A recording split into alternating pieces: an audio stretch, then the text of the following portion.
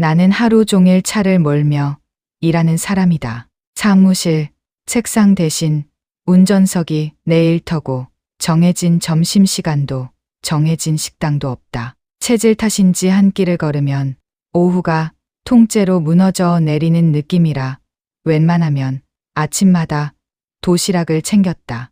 차 안에서 라디오를 틀어놓고 혼자 조용히 먹는 그 시간이 나름 좋았다. 하지만 겨울만 되면 그것도 포기해야 했다. 차 안에서 식은 도시락을 먹을 용기는 없었고 보온 도시락을 새로 장만할 여유도 없었다. 그날도 어쩔 수 없이 김밥집에 들어갔다. 점심시간이라 가게 안은 손님들로 꽉 찼고 혼자 일하는 아주머니는 쉴 틈 없이 테이블을 오가고 있었다. 그 바쁜 와중에 김밥 한 줄만 포장해달라고 부탁하는 것도 민망한 상황이었지만 눈을 맞추고 겨우 말을 꺼냈다. 아주머니가 검은 김 위에 뜨거운 밥을 넓게 펴기 시작하는 순간 나는 용기를 내어 한 가지를 물었다. 한 줄에 얼마냐고. 1,500원이라는 대답이 돌아왔다. 그럼 2,000원을 드릴 테니 밥을 조금 더 넣어줄 수 있냐고 했다. 아주머니는 아무 말 없이 밥 한 뭉치를 더 얹어 김밥을 말기 시작했다. 완성된 김밥은 눈에 띄게 두툼했다. 칼이 들어갈 때마다 단면이 탐스럽게 드러났다. 나는 자연스럽게 말을 걸었고 아주머니도 틈틈이 받아주었다. 계산할 때 1,000원짜리 2장을 건넸다. 그런데 아주머니가 나를 붙잡았다. 잠깐만요. 거스름돈 가져가세요. 한 번 사양했다. 2번 사양했다. 그래도 아주머니는 500원짜리 동전을 내 손에 쥐어주었다. 결국 나는 그 동전을 받아 들고 가게를 나왔다. 차로 돌아오는데 얼굴이 달아올랐다. 눈가가 뜨거워졌다. 김밥을 한 조각씩 입에 넣으면서 한참 동안 그 500원을 손안에서 만지작거렸다. 1,000원의 반쪽. 커피 한 잔 값도 안 되는 그 작은 동전 하나가 왜 이렇게 사람 마음을 흔들어 놓는 건지. 아주머니는 대수롭지 않게 돌려준 돈이었겠지만 나는 오후 내내 그 마음의 무게를 생각했다. 나는 과연 저런 적이 있었나. 아무 계산 없이 그냥 흔쾌히 내 것을 더 내준 적이. 사실 요즘 우리 집 사정이 넉넉하지 않다. 5 식구가 먹는 쌀이 얼마나 빠르게 줄어드는지 그 쌀통 앞에 설 때마다 막막해진다. 간식을 따로 챙기기 어려우니 아이들은 밥으로 배를 채우고 그러다 보니 쌀이 더 빨리 없어진다. 그걸 혼자 지켜보는 일이 은근한 공포처럼 느껴질 때도 있다. 그런 사정을 알게 된 친한 언니가 얼마 전 정부 보조로 받은 쌀 20kg를 택배로 보내왔다. 택배비까지 자기가 부담해서.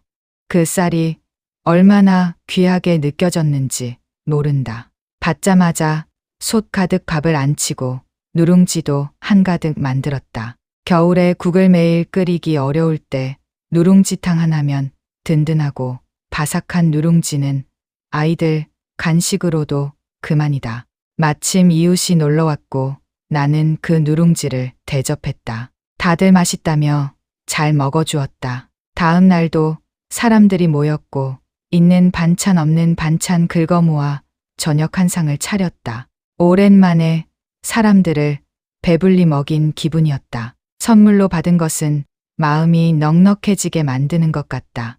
아주머니가 건넨 500원이 나를 그렇게 만들었듯이 언니가 보내준 그 쌀도 나를 그렇게 만들었다. 쌀은 결국 다 사라지겠지. 그걸 생각하면 벌써 한숨이 나온다. 그래도 나는 기억하려 한다. 점심시간 내내 종종걸음으로 뛰어다니면서도 500원을 쥐어주던 그 손을, 자신도 어려운 형편에 택배비를 물어가며 쌀을 보내준 그 마음을, 그 작은 것들이 사람을 오래 살아있게 한다. 2번째 사연. 미운 딸 보고 싶은 손주. 나는 손녀를 돌보는 외할머니다. 그러나 지금은 잠시 그 일을 멈춘 상태다. 누군가 이것을 보고 옹졸한 노인의 투정이라 할 수도 있겠지만 나는 이것을 고독한 시위라고 부르고 싶다. 자식 셋을 키워낸 엄마에게 아이 돌보는 방식이 틀렸다고 말하는 딸과 사위, 그리고 인터넷 육아 정보가 전부인 양 군림하는 그 세계에 대한 조용한 항의다. 딸의 집을 나온 지금 나는 스스로에게 묻고 있다. 내가 정말 자격 미달의 베이비시터였던 걸까? 딸은 울면서 대화로 풀자고 연락을 해왔고 사위는 여전히 아무 말이 없다. 손녀가 보고 싶은 마음은 굴뚝 같지만 그 집 문을 다시 열고 들어가고 싶은 마음은 아직 생기지 않는다. 생각해보면 손녀가 태어나던 날은 정말 경이로운 순간이었다. 화장기 하나 없는 딸의 얼굴을 보며 너도 드디어 엄마가 됐구나 싶어 눈물이 났다. 결혼한 지 5년 만에 찾아온 아이였다. 딸이 조리원에서 퇴원하기도 전에 아이를 내가 키워주겠다고 약속했다. 사위와 딸 앞에서 철석같이 한 말이었다. 내 나이 60에 달린 나를 써줄 곳도 없고 아이도 돌볼 수 있고 주말엔 쉴 수도 있으니 이보다 좋은 노후가 어디 있냐 싶어 마음이 흐뭇했다. 육아휴직이 끝나고 딸과 사위가 출근을 시작했다. 매일 퇴근 후 아이를 안고 볼을 비비는 모습을 보며 나는 그 풍경이 좋았다. 그러나 그 즈음부터 조금씩 균열이 생기기 시작했다. 비슷한 경험을 먼저 한 친구가 미리 귀띔을 해줬었다.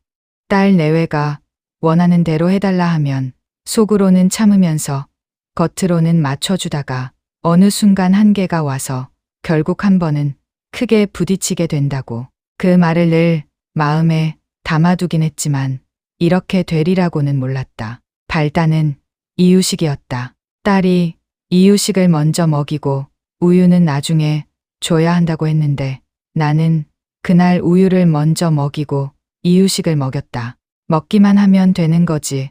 순서가 뭐가 그렇게 중요하냐고 했더니 딸은 인터넷에 다 나와 있는 걸 왜 안 지키냐고 했다.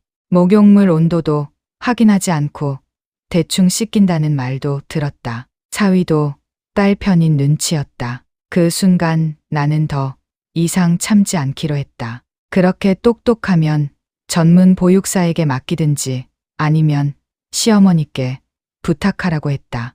내가 받는 돈이면 충분할 거라는 말도 했다. 그리고 그 집을 나왔다. 찬바람이 부는 밤이었는데 추위가 느껴지지 않았다. 배신감이 몸을 가득 채우고 있었다. 사랑이 뭔지도 모른다는 생각, 하늘이 내려준 모성보다 인터넷 정보를 더 믿는 세상에 대한 서운함, 그런 감정들이 뒤엉킨 채 내 집으로 돌아왔다. 다음 날 아침 손녀 얼굴이 눈앞에 아른거렸다. 마음속으로 아이에게 말을 건넸다. 잘 크고 있지. 약속을 지키지 못한 할미가 미안하다고. 비슷한 처지를 먼저 겪은 친구에게 전화해서 하소연을 늘어놓았다. 유모차를 끌며 알아듣지도 못하는 손주에게 쉬지 않고 말을 걸어야 아이가 잘 자란다는 말을 좋아하던 내 딸이 정작 그 아이를 수십 년 돌본 경험 앞에서는 인터넷 한 페이지만도 못한 취급을 한다. 세월이 약이라는 말도 사위는 100년 손님이라는 말도 다 옛말이 되어버린 것 같다. 한참 뒤 딸에게서 문자가 왔다. 좋은 방법이 생각났다며 월화수는 내가 못 금은 시어머니가 나눠서 봐주면 어떻겠냐는 내용이었다. 예전에 그렇게 살갑고 친구 같던 딸이 자기 자식을 낳으니 이렇게 달라지는구나 싶었다. 그 문자를 읽다가 문득 내 어머니가 생각났다. 나를 낳고 키우던 그 시절 어머니는 저지 부족해 무쇠솥에 물을 붓고 그릇째 넣어 밥이 끓으면 가라앉는 암죽을 건져 나에게 먹였다고 했다. 우유 한 방울 없던 시절에 그렇게 나를 살려냈다. 딸은 그 이야기를 들어도 별 감흥이 없는 것 같지만 나는 오늘 그 말이 새삼스럽게 가슴에 와 닿는다. 할머니는 왜 자식의 자식까지 돌봐야 하는가? 늘어가는 주름도 서러운데 이 물음만은 꼭 짚고 넘어가고 싶다. 그리고 오늘은 그냥 내 엄마가 몹시 그립다. 세 번째 사연. 연탄의 추억. 요즘 겨울이 춥다고들 하지만 어릴 적 기억 속의 추위에 비하면 솔직히 별것 아닌 것 같다는 생각이 든다. 아침마다 학교 가는 딸이 춥다며 아빠한테 차로 데려다 달라 매달리고 남편은 또 군말 없이 그렇게 해주는 모습을 보면서 나는 혼자 피식 웃고 만다. 그 웃음 뒤에는 30년도 더 된 기억 하나가 늘 따라붙는다. 내 고향은 충남 대천이다. 국민학교를 다니던 시절 부모님은 김 양식으로 생계를 이어갔다. 겨울이면 새벽마다 바다로 나가는 일이 일과였는데 단 하루도 그 시간을 어긴 적이 없었다. 어머니는 바다로 나가시기 전 꼭 내게 한 가지를 단단히 일러두고 가셨다. 연탄불을 절대 꺼뜨리지 말라는 것이었다. 학교 가기 전에 연탄을 갈아놓고 불구멍을 제대로 맞춰야 한다고, 만약 불이 꺼지면 가만두지 않겠다는 엄포까지 덧붙이셨다. 귀찮았다. 추운 아침에 이불 밖으로 나오는 것 자체가 싫었는데 연탄까지 갈아야 하다니. 연탄 2장의 구멍을 일일이 맞추는 건 지금 생각하면 별것 아닌 일이지만 그때는 왜 그리 어렵고 번거로웠는지. 결국 나는 구멍 몇 개만 대강 맞춰 연탄을 얹어놓고는 학교로 달아나기 일쑤였다. 그리고 어김없이 집에 돌아오면 빗자루가 기다리고 있었다. 바다에서 손이 꽁꽁 어는 와중에도 자식들 생각하며 일했는데 연탄 구멍 하나 제대로 못 맞춘다고 어머니는 호통을 치셨다. 틀린 말이 하나도 없었기 때문에 나는 아무 말도 할 수 없었다. 그러던 어느 겨울 일요일 새벽이었다. 아버지가 집에 안 계시는 날이었는데 어머니 혼자서는 바다 일을 감당하기 어려우셨던지 내게 하루만 도와달라고 하셨다. 내일 하면 안 되냐고. 오늘은 너무 춥다고 버텼지만 결국 끌려가다시피 새벽 바다로 나갔다. 동생에게 연탄불을 맡기고. 그날의 추위는 지금도 몸이 기억한다. 입이 잘 벌어지지 않을 만큼 추웠고 귀는 얼얼했으며 장갑을 꼈는데도 손등이 터져 피가 났다. 추위에 벌벌 떨며 제대로 일도 못하고 있는 내 곁에서 어머니는 목까지 차가운 바닷물에 손을 담그고 아무렇지 않은 듯 김을 건져 올리셨다. 추위를 내색조차 하지 않으셨다. 오히려 떨고 있는 나를 빨리 집으로 데려가려고 평소보다 더 빠르게 손을 놀리셨다. 언 손을 입김으로 녹여가며 일하시는 어머니를 보면서 나는 아무 말도 할 수 없었다. 동이틀 무렵 집으로 돌아왔다. 몸을 녹이려고 제일 먼저 아랫목으로 손을 뻗었는데 차가웠다. 냉골이었다. 바다보다는 덜했지만 따뜻해야 할 집이 추웠다. 순간 화가 치밀었다. 연탄불이 꺼진 것도 모르고 자고 있는 동생이 너무 미웠다. 나는 자고 있는 동생을 마구 흔들어 깨우며 소리를 질렀다. 엄마랑 나는 바다에서 일하는데 연탄불을 꺼뜨렸냐고. 그런데 뒤에서 그 모습을 지켜보던 어머니가 웃으셨다. 그리고 조용히 말씀하셨다. 자기가 했던 행동은 생각도 안 하고 동생을 때리는 거 보라고. 이제 왜 연탄불을 꺼뜨리면 안 되는지 알겠냐고. 추운 데서 일하고 들어와 따뜻하게 몸을 녹여야 하는데 불이 꺼져 있으면 얼마나 허탈하겠냐고. 그 말을 듣는 순간 머리가 아니라 온몸으로 이해가 됐다. 그 후로는 연탄불을 꺼뜨린 기억이 없다. 지금도 연탄을 보면 부모님 생각이 난다. 겨울을 앞두고 연탄을 들여놓는 날이면 부모님 얼굴이 유난히 환했다. 한 방에 식구가 다 모여 자고 몇 시간마다 어머니가 일어나 연탄을 갈러 나가던 그 시절. 지금의 보일러처럼 편하지도 따뜻하지도 않았지만 꺼지지 않는 연탄불이 곧 사랑이었다. 못 배운 당신들의 하늘, 자식이 풀어주길 바라며 새벽 바다에 나가 손을 얼리던 부모님. 그 기대에 보답하겠다고 다짐했던 어린 시절의 나는 어디 갔는지 40이 넘은 지금도 먹고 살기에 급급하고 용돈 한 번 제대로 들이지 못하는 자식이 되고 말았다. 그래서 오히려 그 시절이 그립다. 부모님의 기대를 한 몸에 받으며 살던 그때가. 부모님은 아직도 내게서 사랑의 불씨를 거두지 않으셨다. 나도 그 불을 끄지 않을 것이다. 4번째 사연. 사춘기 아들. 초등학교 4학년인 아들이 언제부턴가 조금 달라졌다. 말수가 부쩍 줄었고 어느 날부터는 나에게 존댓말을 쓰기 시작했다. 처음엔 그냥 지나쳤는데 뭔가 마음속에 담아두고 있는 게 있는 건 아닐까 싶어 슬그머니 신경이 쓰였다. 그날도 학교를 마친 아들이 추운 날씨에도 아이스크림을 하나 물고 집에 들어왔다. 그러더니 평소답지 않게 진지한 얼굴로 말을 꺼냈다. 오늘 선생님이 가족 간의 대화가 중요하다고 했다는 것이었다. 그 말을 듣는 순간 나는 속으로 뜨끔했다. 맞는 말이었다. 바쁘다는 핑계로, 피곤하다는 이유로 아이와 제대로 마주 앉아 이야기를 나눠본 게 언제인지 기억도 잘 나지 않았다. 아이스크림을 다 먹은 아들을 옆에 앉히고 머리를 쓰다듬으며 조근조근 물어봤다. 나중에 커서 뭐가 되고 싶은지, 요즘 좋아하는 운동이 있는지, 학교에서 어떤 과목이 재미있고 어떤 과목이 힘든지, 혹시 좋아하는 친구는 생겼는지도 살짝 물어봤다. 나름대로 진지하게 대화의 문을 열어보려 했건만 아들은 내 말을 듣는 둥 마는 둥 그저 문만 말똥말똥 쳐다보다가 자기가 먼저 하고 싶은 말을 해도 되냐고 물었다.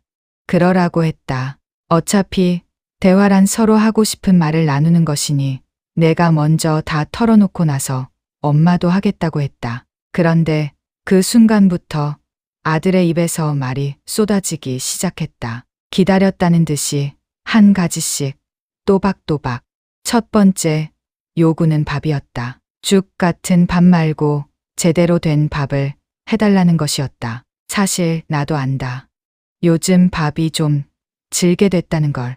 대충 알겠다고 넘어갔다. 두 번째는 고기 반찬이었다. 살찐다고 핀잔을 줬더니 아들은 눈 하나 깜짝하지 않고 다음 요구로 넘어갔다. 심부름을 너무 많이 시킨다는 불만도 나왔다. 이건 좀 억울했지만 딱히 반박할 수가 없었다. 그 다음은 컴퓨터 이야기였다.